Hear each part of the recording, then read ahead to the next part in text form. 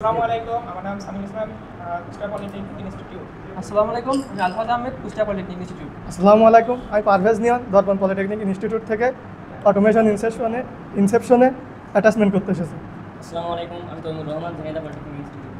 আজকের project 3 phase motor স্টার্টারের মাধ্যমে কন্ট্রোলিংয়ের জন্য আমরা মালামাল নিয়েছি 3টা ম্যাগনেটিক কন্ট্যাক্ট, একটা circuit breaker 3 phase circuit breaker, একটা কন্ট্রোলিংয়ের জন্য সার্কিট ব্রেকার ডবল পোল, একটা টাইমার, 2টা সুইচ পুশ সুইচ, 3টা ইন্ডিকেটর, একটা ওভারলোড রিলে। এখন আমাদের ডায়াগ্রাম অনুযায়ী কানেকশন দেওয়া আছে, এখন আমরা চেক করে দেখবো ঠিক আছে নাকি। এখন আমরা প্রথমে আউট দেবো,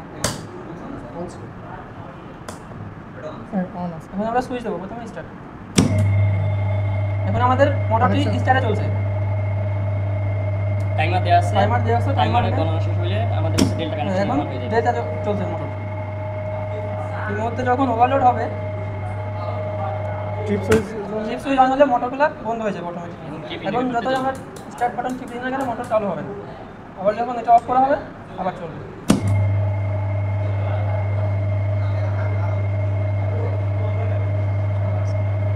টাইমার কাউন্ট হওয়ার পরে আবার ডেল্টাতে সংযোগ চলবে। এভাবে 3 ফেজ মোটর আমরা কন্ট্রোলিং করতে পারি।